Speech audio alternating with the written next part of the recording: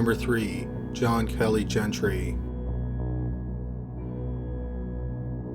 On September 1st, 1982, 29-year-old John Kelly Gentry was sentenced to 6 months in jail for assault. He was sent to the Lucas County Jail in Toledo, Ohio, to serve his sentence. While he was serving his time, he met 25-year-old Barbara Gerber, who was the kitchen manager at the jail. One day, they started talking, and Gentry explained that he was in prison for assault. He told her that he had beat up a guy while defending a woman at a bar. Gerber was impressed with Gentry's story, and she started to develop feelings for him. The problem with Gentry's story is that besides serving time for assault, everything else he said was a lie. Gentry had gotten into a fight with his gay live-in lover, and Gentry ended up crushing the man's windpipe. The man was nearly killed in the assault. When Gentry was released from prison in March 1982, he and Gerber started dating. For a few weeks, everything seemed to be going fine. Then on April 12, 1983, Gerber's brother went to her home in Summerfield Township, Michigan. When he walked into her home, he smelled gas. He went to the kitchen and noticed that the gas stove had been left on. Even stranger, there was a lit candle near the stove. He then went to the bedroom and he found his 25-year-old sister dead. She had been sexually assaulted, stabbed, and her throat was slashed. The killer left the gas stove on and lit the candle in the hopes that it would cause an explosion, which would either destroy or greatly damage the crime scene. Some money and some jewelry was missing from her home. Also, her car was missing. Gentry became the prime suspect, but he was nowhere to be found. A few days later, Gerber's car was found nearly 225 miles away from her home in Toledo, Ohio. The police then asked around Toledo's gay community if anyone had seen Gentry. Someone told them that Gentry was living with 52-year-old William Veith, who owned a coin store. The police went to Veith's home, but there was no answer. Then they went to Veith's store and found it locked. It looked like it had been days since anyone was there. The police got inside the store, and they went into the basement. There they found the body of 52-year-old William Veith. He had been beaten with the blunt side of an axe. He was most likely killed within 24 hours of Barbara Gerber being killed. Some coins and jewelry were missing, as was Veith's car. The police concluded that Gentry was dating both Veith and Gerber at the same time. When he left one of their homes, he drove to the other lover's home to stay for a few days. The police think that either Gerber or Veith found out that he was having an affair, so he killed them both and stole some of their valuables. Veith's car was found a few days later in South Bend, Indiana. After abandoning the car, Gentry traveled to California. On May 1st, 1983, about 3 weeks after the murders, Gentry mailed a postcard to a friend. The postmark was San Diego. Then 6 days later, he sent a postcard to his father. This time, the postmark was Los Angeles. 5 years later, Gentry still hadn't been found, and a nationwide murder warrant was released for him. The police think that Los Angeles is where Gentry ended up, and that's where they believe he's been hiding for the last 35 years. They think he lived in West Hollywood and went by his middle name, Kelly. He may have, or he may still be, disguised as a woman. The police think that after killing his 2 lovers in less than 24 hours, Gentry started living a law-abiding life.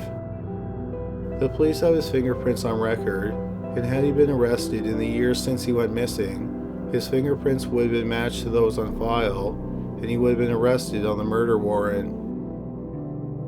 Another possibility is that Gentry is dead, and has been dead for years, if not decades. In 2016, the police released age-enhanced photographs of Gentry, but they didn't generate any leads. Until it's confirmed that John Kelly Gentry is dead, a warrant will remain active for the murders of Barbara Gerber and William Veith. If he is still alive, at the time of this video, he would be 70 years old. Number 2. Robert William Fisher. Robert William Fisher was born in April 1961 in Brooklyn, New York, and at some point in his childhood, he moved to Tucson, Arizona. When Robert was 15, his parents went through a bitter divorce, and he was emotionally scarred from it. After he graduated from high school, he enlisted in the Navy. He was discharged in 1982, and then he became a firefighter for San Diego County. Not long afterward, he met Mary Jean Cooper at a church function. They married in 1987, and they moved into a house in Scottsdale, Arizona. A year into the marriage, Mary gave birth to a daughter named Brittany. 3 years later, she gave birth to a son named Robert, but he went by the name Bobby. By all appearances, the family seemed typical.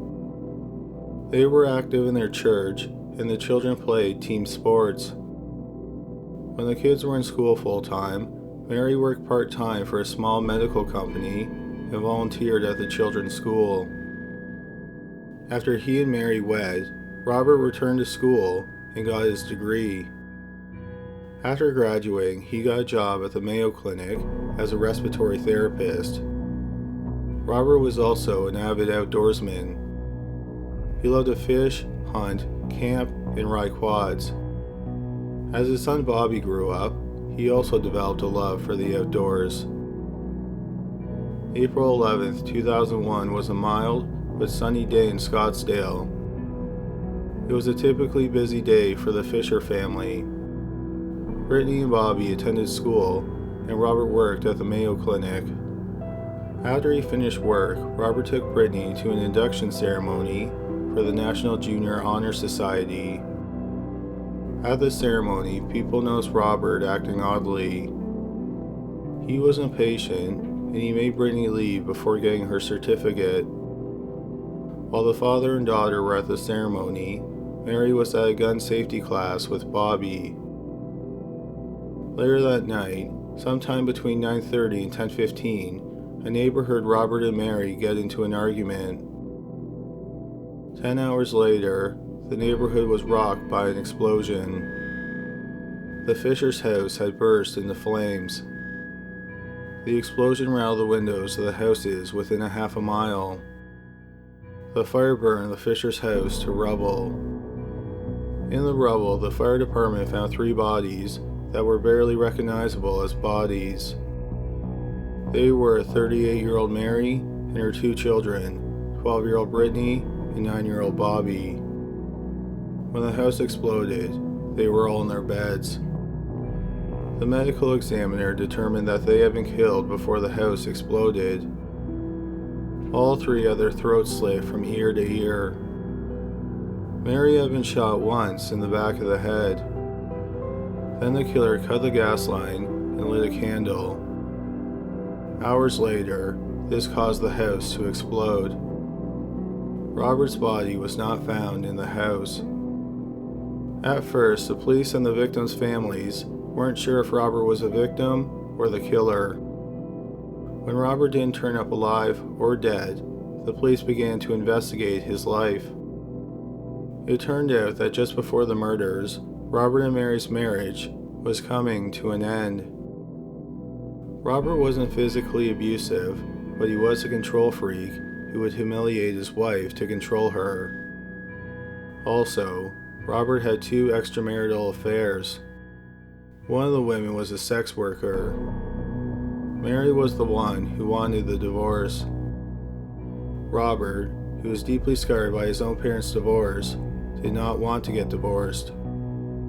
He told a friend that divorce was not an option.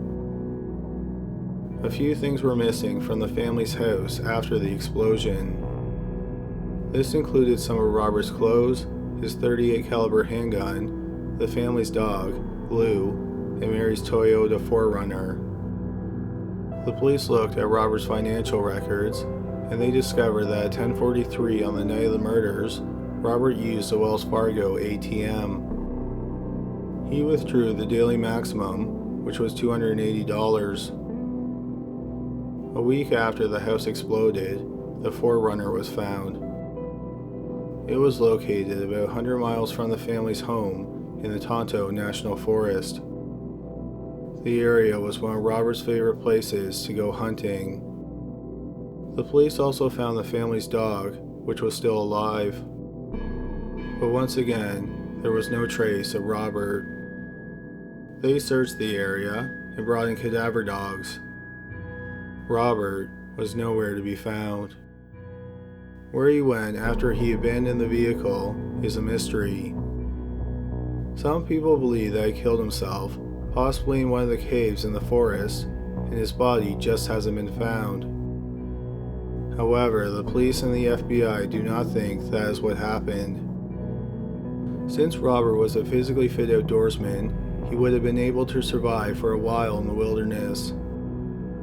They also think he is too egocentric to kill himself. 13 months after the murders, Robert William Fisher still had not been found. He was then placed on the FBI's 10 most wanted list. For the past 16 years, he's remained on the list. Over the years, there have been over 300 confirmed sightings of him. Fisher has several unique physical features. Notably, he has scars on his back from having surgery after suffering a back injury. Because of his back injury, he walks in an exaggerated erect way with his chest pushed out. One other notable feature is that he has a gold crown on his upper left first bicuspid tooth. Several authorities think that he may be working at a menial job somewhere. He has links to Florida and New Mexico. The police, the FBI, and even Mary's parents think it's possible that he has a new family, and they probably have no idea that he slit the throats of his last family. If Robert William Fisher is still alive, then he is 57 years old.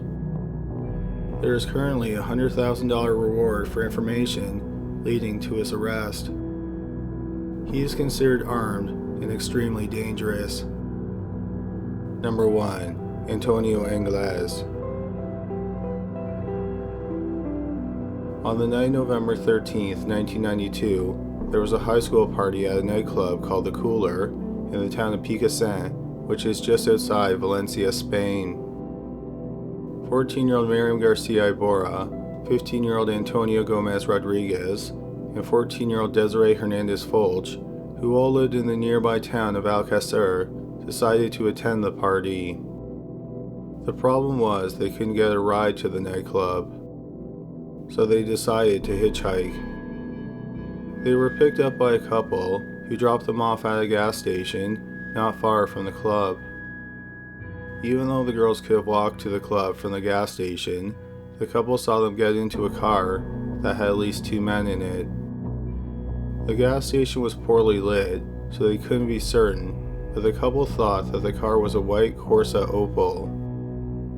Sadly, the girls never made it to the nightclub, and they didn't come home either. Their parents reported them missing, and the Civil Guard immediately launched a massive investigation into the disappearances. A few weeks later, the girls still had not been found, so the Interior Minister of Spain set up a special task force. By Christmas, no trace of the girls had been found. That's when the President of Spain met with the families, and he promised that more resources would be put into finding the young women. However, despite the efforts of the Spanish authorities, the girls weren't found dead or alive. Then just 2.5 months after the girls went missing, about 95 miles away from where they were last seen, in a remote area in the town of La Romana, 2 beekeepers found what they thought was the dead body of a man. It turned out to be the bodies of Miriam, Antonia, and Desiree. They had all been shot to death. Their bodies were in a large hole that someone had dug, but they weren't buried. Instead, the bodies were wrapped in a rug, and the branches and shrubs were thrown over the rug to hide the bodies. There was no evidence that indicated that the girls were killed where they were found, and they were most likely just dumped there. In the area around the hole, and in the hole itself, there was a bunch of garbage. Among the garbage, they found a pamphlet from a hospital that had the name Enrique Anglés printed on it. Enrique lived in Cataroja, another small town outside of Valencia. The civil guard didn't know Enrique, but they were very familiar with his brother, Antonio. Antonio was a drug dealer who had been arrested 5 times. In 1991, a year before the girls went missing, he was convicted of kidnapping. The victim was his girlfriend, who was a heroin addict. She had stolen a bag of heroin from him, so he took her to his family's home, where his mother and his siblings were living, and handcuffed her to a pole. Over the course of 25 hours, Antonio beat and tortured his girlfriend. One of Antonio's brothers finally called the civil guard, and they came and arrested Antonio. His girlfriend survived the ordeal. Antonio received a sentence of 6 years in prison for the kidnapping conviction. But then in March 1992, not even a year into his sentence, he was given a 6-day leave from prison. At the end of the 6-day leave, he didn't return to prison, and the prison officials didn't make any attempts to track him down. When the 3 girls were kidnapped and killed, the civil guard had no idea where Antonio was. Even after the bodies were found, they still didn't know where he was. Since the civil guard couldn't interview Antonio, they focused their attention on one of his best friends, Miguel Ricart. For several years, Ricart had lived with Antonio's family. Ricart was charged, but not convicted, of helping Antonio kidnap his girlfriend. Ricart also owned a white Corsa Opel. Ricart was arrested the day after the bodies were found at the Anglés house. While he was sitting in jail, 6 medical examiners conducted autopsies on the girls. When the bodies were found, 2 of their heads were detached. It's unclear if they were decapitated or the heads detached as the bodies decomposed. 2 of the girls had been raped both vaginally and anally, and the 3rd girl had probably only been raped anally. Desiree's nipples had been removed. It appears that they were torn off with something like pliers. It also appeared that she had been stabbed in addition to being shot. Miriam's body showed signs that she had been beaten. Several of her teeth were missing. Also missing was her right hand. Her right hand has never been found. She had also been sexually mutilated after death.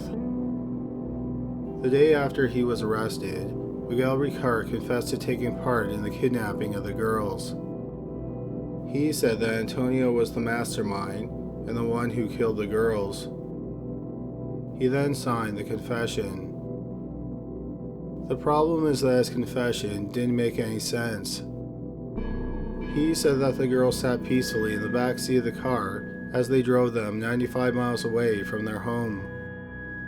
The car ride would have lasted a few hours, but apparently the girls didn't scream or put up a fight. When they got to La Romana, Ricart said that he went off and had sex with one of the girls, and Antonio went off with the other 2. Then out of nowhere, Antonio shot all 3 girls. They grabbed a rug and wrapped the bodies in it. Then they dumped the bodies in the hole that they had dug. One of the biggest problems with this story was that Antonio had not been seen since he left prison on a 6-day leave about 8 months before the girls went missing. Without any evidence to back it up, the civil guard concluded that after leaving prison, Antonio moved back home and he had been living with his family the entire time. They also think that when Ricart was arrested at the family's home, Antonio was in the house. They think he was hiding in a bedroom on the 4th floor of the building. The civil guard believes that when they arrested Ricard, Antonio jumped out of a 4th-story window onto an adjacent building and ran off. Not long after Ricard was arrested, the civil guard got a tip that Antonio had been seen at a hairdresser getting his hair bleached. But after that, they lost track of him. As Ricard sat in prison, his confession continued to evolve. The changes in his story always came after the civil guard confronted him with new details from the medical examiners or the crime scene.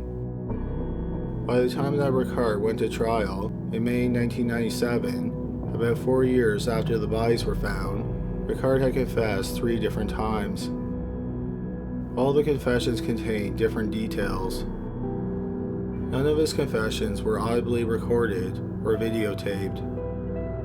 Ricard said that he was coerced into confessing and he was innocent. The prosecution said that since Ricard confessed 3 times and he signed each confession, this proved he was guilty. The prosecution's case was that on the night the girls went missing, Antonio and Ricard picked them up in Ricard's Corsa Opel. As they drove by the club, the girls started to protest, so Antonio hit Miriam with the butt of his gun, and this knocked out some of her teeth. They drove to La Romana, and then took the girls to an abandoned house that Antonio had supposedly used for drug deals. First, they sexually assaulted 2 of the girls, and then they went and got food from a nearby town. They returned a couple hours later and started sexually assaulting and torturing the 3rd girl. Afterward, they bound the girls and then fell asleep. They woke up the next morning, made the girls walk out to the pit that they had dug, and then shot them. Miguel Ricard was found guilty, and he was sentenced to 170 years in prison. But not everyone was satisfied with the verdict. Even some family members of the victims weren't convinced that the civil guard and the prosecution got the case right. That's because there are several glaring problems with the theory that Ricard and Antonio kidnapped and killed the girls. Throughout the investigation, both the medical examiners and the civil guard made several major mistakes. After the 6 medical examiners conducted the first set of autopsies, a second set of autopsies was performed by another medical examiner. The medical examiner who performed the second set of autopsies wrote a report blasting the medical examiners who conducted the first set of autopsies. One of the worst things they did was wash all 3 girls' bodies before they were examined. The medical examiner who performed the second set of autopsies said that an untold amount of evidence was washed away when they did this. The civil guard was also reckless in their investigation. For example, when they collected evidence from the crime scene, they put wet and damp evidence in sealed plastic bags. The correct procedure for collecting damp and wet evidence is to put it in an unsealed bag for no longer than 2 hours so that the evidence can dry out. Another major problem with the case against Antonio and Ricard is the lack of physical evidence connecting them to the crime. The only thing that linked Antonio and Ricard to the murders was a piece of paper that had Antonio's brother's name on it. The piece of paper wasn't in the hole, instead it was found nearby with some other garbage. What are the chances that a piece of paper would lie in the same place for 2.5 months without it being blown away by the wind? Also, the girls were supposedly sexually assaulted for hours, tortured, and mutilated in the abandoned house in La Romana. But no traces of forensic evidence, like blood or hairs, were found in the house. Another problem is that in Ricard's confession, he said that the girls were shot in the hole. But there was no blood in the hole, and the investigators knew that the girls were killed elsewhere and dumped in the hole. When the original medical examiners washed the bodies, a lot of evidence was lost, but 15 hairs were found either on the girls or in and around the grave. They seem to be pubic hair, and it's believed that the hairs came from 5 to 7 people. None of the hairs matched the girls, nor did they match Miguel Ricard. Many people, including Miriam's father and Antonio's mother, think that something much more nefarious happened. They think the girls were tortured and killed by members of Spain's social elite, which includes prominent politicians, high-ranking members of the Civil Guard, and CEOs of major corporations, among other people. They are apparently members of a secret society or a cult. They also think that the secret society killed the girls as part of a snuff film. Miriam's father teamed up with a crime writer, and they did their own investigation into the girls' murders. Supposedly, a priest in Alcazar knew a man who was involved in the murders. He was apparently racked with guilt, and he turned over his copy of the snuff film to the priest. The priest then supposedly handed over the snuff film to the writer. The writer claims that in the video, it clearly shows Miriam being tortured and killed by 4 men. The writer said that he gave a copy of the snuff film to the Civil Guard, but they never did anything about it. The writer has never gone public with the tape. A lot of people doubt the existence of the videotape. One person who could possibly clear up a lot of the mystery is Antonio Anglés, but he has never been found. In the months after the bodies were found, there were sightings of him all over Spain. One man claimed he was kidnapped by Antonio, and Antonio forced him to drive him to a different town. Another man said that one day, he came home and he found a wallet that didn't belong to him on his bedside table. In the wall were fake ID cards that were made with photographs of Antonio. One of the photographs featured him with blonde hair. No matter how close the Civil Guard got, the small-time drug dealer with no influential connections managed to stay one step ahead of the Civil Guard, and he was never arrested. However, some people suspect that the fake IDs were planted in the man's house, possibly by the police, and Antonio was never in the man's home. The leading theory about what happened to Antonio is that he made it out of Spain on a boat. One rumor is that he pretended to be a Portuguese stowaway on a ship headed for Ireland. A couple months after the girls' bodies were found, crew members aboard the ship, the City of Plymouth, which was heading from Spain to Ireland, said that they found a stowaway in the engine room. After he was discovered, he tried to flee on a life raft and was stopped by French authorities. He was returned to the ship, and he was locked in a cabin. Near the coast of Dublin, he somehow escaped from the cabin, and he got hold of a life jacket. It is assumed that he jumped overboard.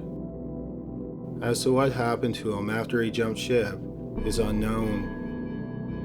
It's very possible that he drowned, or it's also possible that he got to land. Later that same year, a man's skull was found by a fisherman off the coast of Baltimore, Cork County, Ireland. The skull belonged to a man that was 20 to 40 years old. It is not known if the skull belonged to the stowaway, but what is known is that, according to DNA tests, it is not Antonio's skull. Something else that is unknown is if Antonio really was the stowaway. Among the stowaway's belongings they left on the ship when he jumped overboard, there were some cigarettes.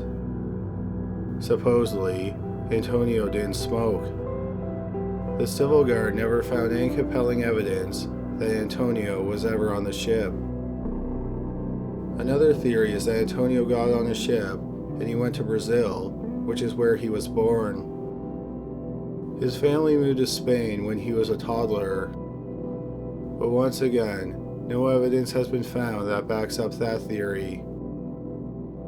The last confirmed sighting of Antonio is when he walked out of prison in March 1992, 8 months before the girls went missing. His friends and family swear that they have not had contact with him after he left the prison. Antonio's mother doesn't believe her son was involved in the murders, and instead, she thinks he was just a convenient scapegoat. She said that the real killers are a group that she calls the men in suits. She admitted that Antonio was abusive and he did some terrible things, but she doesn't think he's capable of the brutality of the triple murderer. She said that she does not think that her son is alive.